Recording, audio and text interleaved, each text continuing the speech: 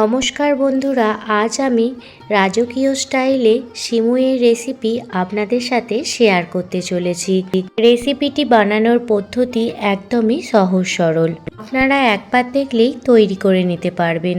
এই রেসিপিটি একবার বানিয়ে নিলে পরের দিনেও আপনারা একইভাবে খেতে পারবেন, সিমুইয়েতে কোনো রকম জমাট বাঁধবে না। তো চলুন বন্ধুরা, আর দেরি না করে দেখে নিন আজকের রেসিপিটি। রাজকীয় স্বাদের সিমাই বানানোর জন্য এখানে দেখুন আমি এক বাটি সিমাই নিয়ে নিয়েছি। আপনারা আপনাদের প্রয়োজন মতো সিমাইটা নিয়ে নেবেন। আমি কাঁচা সিমাই নিয়ে নিয়েছি, আর এখানে কিছু ড্রাই ফ্রুটস নিয়েছি পেস্তা, কিশমিশ, কাজু আর আমন্ড। অন্যদিকে গ্যাসের ওভেন জ্বালিয়ে কড়াই বসিয়ে দিয়েছি, আর কড়াইতে দিয়ে দিচ্ছি 3 চামচ পরিমাণে গাওয়া ঘি।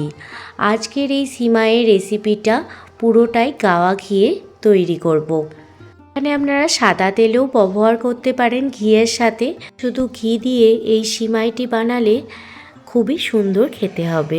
এবার ঘিটা ভালোভাবে মেল্ট হয়ে গেলে এর মধ্যে কাজু বাদাম, আমন্ড, পেস্তা বাদাম আর সাথে কিশমিশ দিয়ে দিচ্ছি।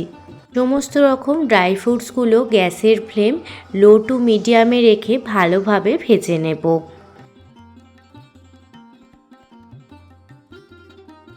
3 থেকে 4 মিনিট ড্রাই ফ্রুটসগুলো ভেজে নেওয়ার পর ড্রাই ফ্রুটসগুলো দেখতেই পাচ্ছেন ড্রাই ফ্রুটসে হালকা কালার চলে আসছে।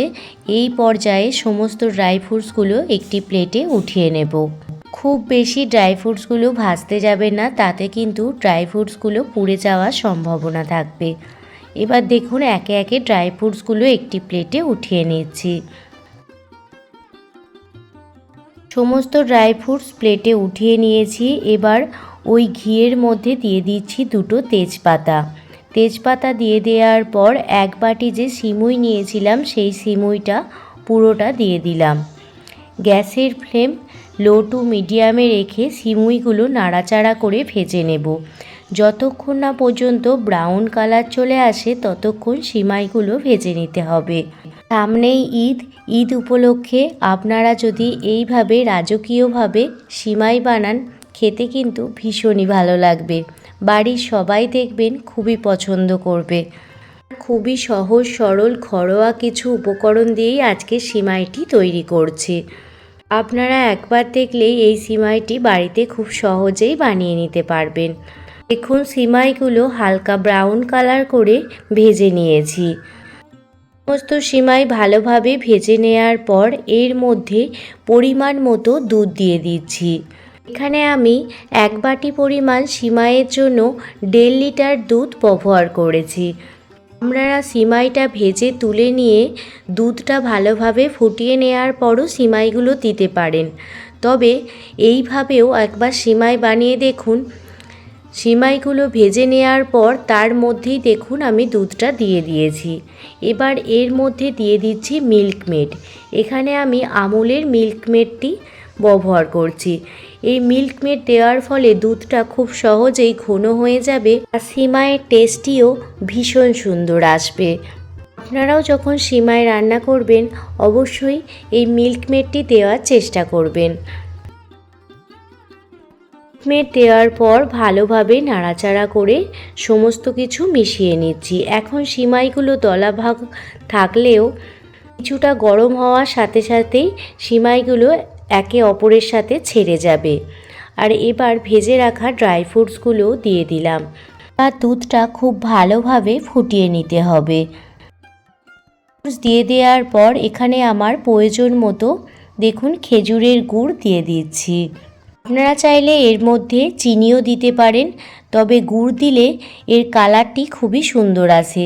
এর মতো যদি কালার চান চিনিটা আপনারা ক্যারামেলাইজ করে নিতে পারেন। তেও দেখবেন এই সিমাইটি খেতে খুবই ভালো হবে আর দেখতেও ভালো লাগবে। তবে বাড়িতে যদি খেজুরের গুড় থাকে অবশ্যই দেবেন, খেতে ভীষণই ভালো লাগে।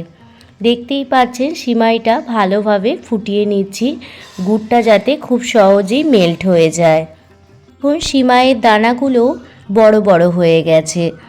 এবার আমি ওপর থেকে 5টি মতো এলাচ হামাল দিস্তাতে থেতো করে নিয়েছিলাম আর দানাগুলো গুঁড়িয়ে নিয়েছিলাম, দিয়ে গুঁড়ো করে দেখুন সিমাইয়ের ওপর ছড়িয়ে দিয়েছিলাম। হাতের কাছে যদি এলাচের গুঁড়ো না থাকে তাহলে এইভাবে আপনারা এলাচের গুঁড়ো বানিয়ে নিতে পারেন। এই সিমাই রান্নাতে এলাচের গুঁড়ো সামান্য পরিমাণ ছড়িয়ে দিলে এর টেস্ট দ্বিগুণ পরিমাণ বেড়ে যায়। রাজকীয় স্টাইলে সিমাইয়ের রেসিপিটি একদমই রেডি হয়ে গেছে। তো আপনাদের কাছে এই সিমাইয়ের রেসিপিটি কেমন লাগলো অবশ্যই কমেন্ট করে জানাবেন। যদি ভালো লেগে থাকে প্লিজ একটি লাইক, কমেন্ট, শেয়ার এবং সাবস্ক্রাইব করে আমার পাশে থাকবেন। কোনো নতুন বন্ধু আজকে আমার এই ভিডিওটি দেখে থাকলে যদি আপনাদের এই রেসিপিটি ভালো লেগে থাকে প্লিজ সাবস্ক্রাইব করে বেল নোটিফিকেশান অল করে রাখবেন, যাতে আমি কোনো রকম ভিডিও দিলে আপনারা সেটা প্রথমেই দেখতে পান। নতুন বন্ধু সবাইকে জানাই অনেক অনেক ভালোবাসা, এতটা ভালোবেসে পুরো রেসিপিটি দেখে নেওয়ার জন্য। সবাই ভালো থাকবেন, সুস্থ থাকবেন, সাবধানে থাকবেন, আর আপনারা সবাই ঈদ খুব ভালোভাবে কাটান এই কামনা করি। সবাইকে ঈদের অনেক অনেক শুভেচ্ছা এবং ভালোবাসা।